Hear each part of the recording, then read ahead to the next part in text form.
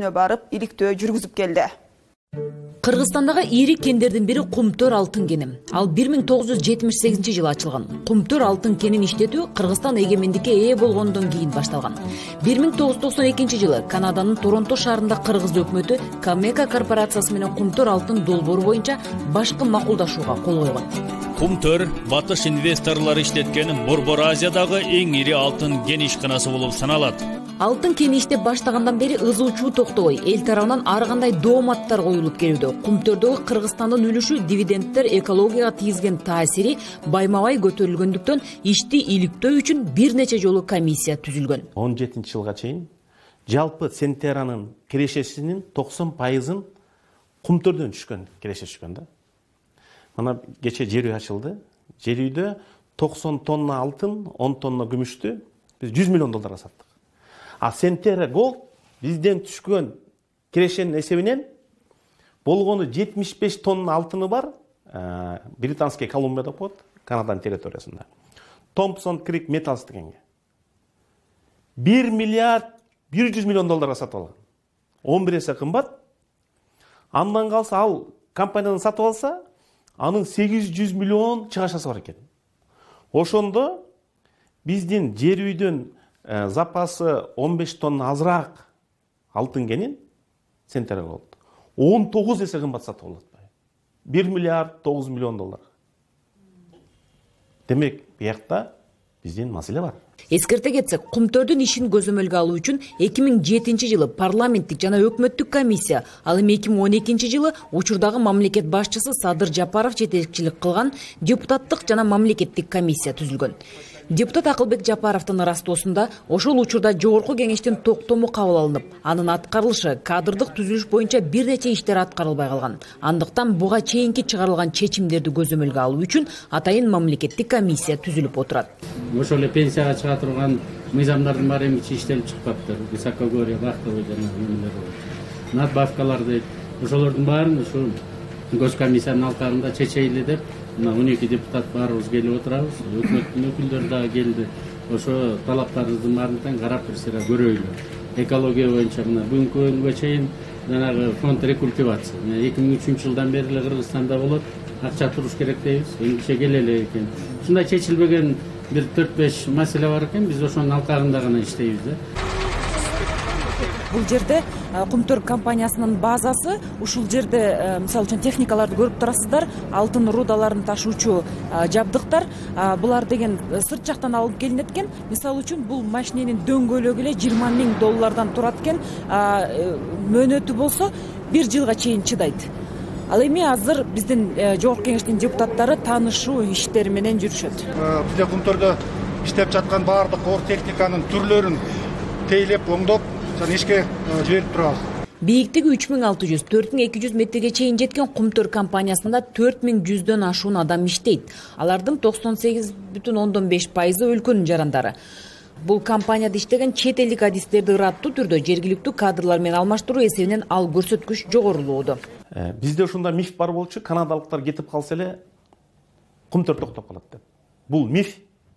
Бүгүн Кумтөрдү башкарып аткан, кенди башкарган, алтын ылгоочу фабриканы башкарган, экологиясын башкарган, механикалык цехти башкарган Алтыургай ошо жакта эң дүйнөдөгү татаал машина бар, эң оор Caterpillar деген 153 тонналык. Ал Кыргызстанга бөлүкчү болуп чыгып келет. Кыргыз балдар ошону 10 күндө чогултуп, ошону башкарып, ошону ремонт кылышат. Андан оор техника жок. Тескерисинче ошол жердеги ошол алтын ылгоочу цехтин башчысы Канадага барып, канадалыктардын алтын цехин ишке коюп берет экен. Монголияга барып консультация берет экен. Демек, канадалыктар жок, Кумтөр иштебей калат деген бул миф. Кыргызстан Кумтөрдү иштетүү ишканасында 26% үлүшкө ээ. Аталган мекеме 2020-жылы мамлекеттик бюджетке салыктар жана милдеттүү төлөмдөр түрүндө 15 миллиард сомго турган. Адистердин айтымында 500 000 тоннага чейин топурак казылып, 18 000 тонна иштетүүгө жөнөтүлөт. Жууп чайкоодон кийин күнүнө таза 31 килограмм алтын алынат. Жаңы проект долбоор каралды, 43-101 деген проект чыкты. Эми ошонун негизинде Биз жергиликтүү стандарт менен өзүбүздүн технический проектти даярдап атабыз азыр. Ошону даярдап, Кудай буйруса, жанагы дополнительный алтын каралып атпайбы, ошонун баарын запаска коюп, 31-жылга чейин иштейбиз деп, Кудай буйруса, алдыга чоң максат коюп турабыз. Эң негизгиси коопсуздук менен. Бул жерде канча запас бар болжолу? Болжолу жана жаңы кошулган запастар менен 2031-ге чейин дегени менен бир дагы бир 140 тоннадай алтын болот. Биз азыр Давыдов мөңгүсүнүн жанында турабыз. Бул жерде адистердин айтканына караганда, ал мөңгү эрип, жылып, улам коркунуч алдында турат деп айтышууда. Эгерде алсак, бул жерде 2031-жылга чейин казып ала турган калдыгы 140 тонна деп бул жерде компаниянын адистери айтып атат. Ал эми мамлекеттик геология агенттигинин адистери 180 деп. А негизи коомчулукта 1000 тоннага чейин деп айтылып келет. Эми азыр Кумтөрдүн жетекчилери айтып атат, бул кошумча чалгындоодан кийин бул жерде дагы ушу мөңгүнүн, Давыдов мөңгүсүнүн жанынан 140 тонна алтын табылып атат. Бирок биздин геология айтып атат 180 тонна алтын деп. Бирок мага кеп алтындан табылган эмес, мага кеп мөңгүнүн жылган-жылбаганы керек болуп турат. Анткени биздин Кыргыздын байлыгы, канадалыктын байлыгы алтын болсо, Кыргыздын байлыгы бул мөңгү тоолору. Анан азыр могу Давыдовдун ылдый түшүп келатканын, бул жагы салаңдап турганын, анан булар проект боюнча мен билгенден мөңгүнү жылдырабыз дешкен. Мөңгүнү башка жакка жылдырып, алдын казабыз дешкен да, бирок көргөзүп атпайбы? Бу жерде мөңгү менен кумду аралаштырып эле казышып атат. Мындайча айтканда, булардын жанагы белгилеген долбоордогу проекттерди чектеп, өздөрүнүн жумушун жеңилдеткен. Анан экинчиден, мендеги маалыматтар боюнча булар 2018-19 жылдары 20-24 миллион доллардан разведкага акча чыгымдады. Bunun бардыгы өздөрү кирешеден акчаны чыгарып коюшат, анан ошо дивидендтер асып атканы кеп турушунда да. Бул мурун эле көбү чалгындалган болчу да. Эми азыр өтө көп акчалар чалгындоо жумуштарына кеткенде, мисалы 2 жылдын ичинде 44 миллион доллар акча чалгындоо иштерине кеткен болчу. Анан ушунун бардыгы негиздүүбү, негиздүү эмеспи? Ушунун баары каралганбы, каралган эмеспи? Анан булардын бардыгы кирешенин эсебинен алып чыгып атат. Анан ошондуктан биздин мамлекеттин утуруп жаткан ушул Кумтөрдүн пайда бербей жаткан ушуда. Экинчиден бунун эң эле мындай коркунучтуусу мөңгүлөрдүн түшүп келатканы, жылып келатканы. Андыктан мөңгү жылбайт деп эч ким кепилдик бере албай турганын серепчилер эскертти. Давыдов жылып отуруп азаюуда. Лысый, Сары Торгодагы чалгындоо иштери башталды. 5 мөңгүнүн ичинен азырынча Борду менен Петров гана таза турганын кулак кагышууда. Атвалдар жерге келгенден бери ошо мөңгү жарылат. Жарылып трешиналар кетет. Трешиналар кетип, ошо жанагы скорость деп атпайбы, күндөн күнгө жанагы тыпылдам жылып, ошо могу жердеги ар жакта аталбарынын баары жыла баштайт.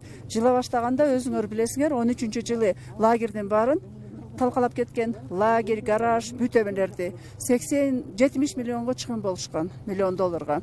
Анан 19-жылы ошол эле атвалдар жылып, жанагынтип эки Кыргызстан жарандын ошо топурактын астында калды көмүлүп. Эми азыркы атвалдар деле ушундай коркунучтуу акыбалда, потому что мөңгү жылып атат. Эл аралык изилдөө боюнча ушу мөңгүлөр Кумтөрдүн тегерегинде 30 метр жылышты. Мыйзам чегинде бул тыюу коюлган.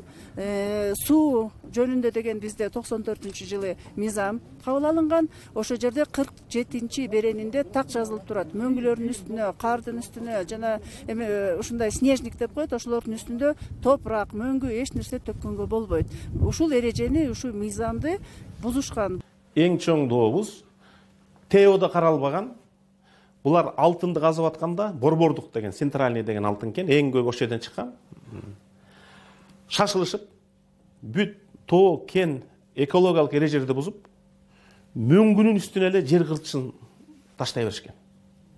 Бүткүл дүйнөдө анын үчүн эколог болуп, анын үчүн тоо инженер кереги жок. Мөңгү өзүнчө бөлүнүп чыктайт, жер кыртышы өзүнчө бөлүнүп чыктайт. Анан баягы мөңгү эрип, шахтага кирип баштаганда, кайрадан жер кыртышын өзүнчө таштап, мөңгүнү таштап, ошого 100 миллион доллар кеткен. Бул ТЭОдо каралган эмес. Бул Кыргызстандын болочок кирешесин эсебинен кеткен. Демек, Сентера Гол бүт тоо кен инженердик экологиялык эрежени бузган. Алар жапа чегиш керек да. А биз жапа чегип атпайбызбы? Андан бөлөк саркындуу суулар топтолгон жерде хвостохранилище деп коет, саркындуу суунун көлмөсү. Ошону адатта өтө бекем топурак, таш болуш керек да. булар борпоң топурак менен тосуп койгон тосмону. Анан ал тепкенде саркынды, аяк туу көп да, өзөнгө жакында баштаган. Ошого 46 миллион доллар кетирген. Бул ТЭОдо жок. Демек ада биздин кирешен эсебинен кетирген да. 146 миллион доллар, а биздин аякта үлүшүбүз 32 миллион доллар. Демек биздин кирешени ошончон албай калабыз. Биз ошону алышыбыз керек. Казылып алынган алтын рудасы же тагыраагы алтынды тазалап иштетүү эч кандай жабык режимде жүргүзүлбөйт. Баары камералардан онлайн түрүндө көрсөтүлүп турарын фабриканын жетекчиси ырастайт. Баарыбыз өз күндө мисалы светочтодагы же фабриканы токтотсо кайра жүргүзсөк да баары өзүбүз эле жасайбыз да. И баардыгы тең ушул жерден управление. Контрольный комнатадан ар бир оборудование ушул Фоксбюро системасына привязанный, байланыштырылган. Анан максимально механизированный фабрика, то есть автоматизированный фабрика. Адамдар да аз иштейт да, мисалы. Бир сменде 18 киши иштейт. Чоң эле фабрика. Ушул жерден руда кирип туруп, уже конечный продукт слиток дырага чейин чыгат. Аябай компактный, жаңы заманбап фабрика деп эсептесек болот. Бир сменада кызматкерлер 12-18 саат иштешет. Ошондон улам депутат иштегендердин ден соолугуна залал келип калышы ыктымал деген оюн билдирип, иштөө режимин 6 саатка кыскартуу сунушун берди. Условиясы жакшы, бирок жумушчулардынчы ушул эле заводдо 18 жумушчу иштейт экен, бирок 18 жумушчунчу 12 сааттан иштегеничи бул туура эмес деп ойлоймун. Себеп дегенде бул вред. Жок дегенде бир 8 саатка түшүрүш керек. Вообще-то вред 6 саат иштеш керек го дейм да бул жердечи. Сотрудниктер. Алар 12 сааттан иштешет экен, бул туура эмес. Депутат Айнур Алтыбаеванын билдирүүсүндө алтын чыгаруу бул комплекстүү жана өтө жоопкерчиликтүү аракет. Андыктан элдин байлыгы жалпы журттун керегине иштесе деген башкы максат экенин белгиледи. Мен ойлойм, биз азыр ар бир цикл менен аябай мындай жакындан таанышып келатабыз. Эми азыр дагы мен ойлойм кандайдыр бир сууну иштеткенде биздин баягы карьерде казып чыккан рудаларды иштеткени ар бир процессти биз өзүбүзчө талкуулап эксперттер менен кандай бул процесс, ар бир процессте кандай бир жаңылыктар бар. Эми бул рудниктин иштегенине 25 жылдан ашык болду. Дагы бир кандай бир механизмдерге жаңы заманбап балким оборудованиялар керекпи? Иши кылып биздин комиссия ушул маселелер боюнча иштейт. Жергиликтүү адистер тарабынан жерди иштетүүнүн алдында атайын мониторинг жүргүзүлүп турат. Болбосо телодан базыр, жагы болсо хвостохранилище. Узундугу 3 километр 190 метр, эң бийик жери 46 метр болду азырчы. Подуну 350 метр. Кыртысы видный да, дамбаныкычы. Дамбана болсо 5 түр мониторинг кылабыз. Инклонометр деген бар, бул на горизонтальное смещение тела дамбы текшеребиз. Термистр деген бар, бул болсо температура тела дамбы основания. Пизометр деген бар, уровень грунтового карап турабыз. Плита осаждения деген бар, бул осадка болуп атабы, жокпу деген текшеребиз. И маршедерский отражатель турат, бул болсо на информацию вообще тела дамбы бүтүп карап турабыз. 5 түр мониторинг кылынат. Ошол саркындуу суулардын көлмөсүндө, орусчасы хвостохранилищеде, кыргыз балдардын айтымында алар өлчөп көрүшкөн 106 тонна алтын жатат. Бул кыргыздын алтыны. Себеби ТЭОдо бул көрсөтүлгөн эмес. Экинчи булар мисалы үчүн Монголияда сентер иштеп хвостохранилищеларда калды да. Бул иштелип чыккан топурактын саркындысы. Демек, бул 106 тонна алтын бүгүнкү күндүн баасы менен бул 6 миллиард доллар. Бирок буга өзүнчө фабрика курууга туура келет. Бул өтө майда да. Бирок мунун өздүк наркы өтө арыз болот. Себеби буга жер кыртышын оодарып кереги жок, ташып кереги жок, жанагы майдалап кереги жок. 14 циклдин 12 циклдин өткөндө бул. Акыркы 2 цикл керек да. Эми ошо кыргыз балдар ошол саркынды суудан былтыр 1,5 тонна алтын өндүрүшүптүр. Бирок бул кумтөрдүн кирешесине кетип калды. Бул 85-87 миллион доллар. Биз ошону кумтөрдөн кайрып алышыбыз керек. Депутат элдин байлыгы коомго пайда алып келүү үчүн бардык кен жана шахталарды иштетүүдө бирдиктүү гана салык киргизүүнү туура көрөт. Налогду эле көтөрсөк, единый кылтырып эле бир обороттон алсак, не только кумтөр, башка деле бизде кен. Мисалы, шахталарды делечи. Темир казгандарды деле ушундай киргизсек, бул Кыргызстан үчүн өтө чоң ийгилик болот да. Комиссиянын максаты компаниянын экономикалык экологиялык коопсуздуктарын сактоо, ишмердигин үзгүлтүксүз улантуу. Ушу кенди кыргыздар толук иштетет деген оюбуз бар эле, бирок кичине ойлонуп жүргөнбүз, биздин адистерибиз, биздин тажрыйбабыз, биздин акылыбыз буга жете берет. Мына бүгүн бир күн кечке жүрүп, бөлөк чет мамлекеттен келген бир да кишини көргөн жокпуз. 98%дан ашык бүт кыргыздар иштеп атат деп атат да. Көчөгүнү Рыбачыга барып, ал жерде 12 күндүк запастардын баарын көрдүк. Ал жерде 192 киши иштейт экен, жалаң биздин жарандар. Демек бул мекеме, ишкана толугу менен эле биздин жарандар менен, биздин акыл менен, биздин тажрыйба менен иштегенге толук мүмкүнчүлүгү бар экен да. Бүгүнкү күнгө чейин Центера компаниясынын ичинде ал жерде азыр 8 кен иштелип атат. Турцияда, Америкада, Канадада бөлөк жерде чалгындоолор болуп атат. Бирок 80% акчасынын көлөмү ошо кумтөрдүн алтын сатылганынан болуп атат да. Анан ошондуктан эми калган суроо талаптардын баарын биз госкомиссияда карап көрөбүз. Эмне үчүн ушунчалык чоң көлөмдөгү пайда алып келип, ушунча жылдан бери болгону $74 миллион дивиденд алдык. Улуу заттардан сактоо, компанияда иштегендердин эмгек акы, жөлөк пулдарын толук чегерүү, алардын саламаттыгын эске алуу, алтын сакталуучу калдыктарды сактоочу жай элдики деген чечим кабыл аларын комиссия төрагасы Акылбек Жапаров айтты. Сиздер туура көрсөңөр, жана закон о недрах, который уже даяр экен, киргизсек.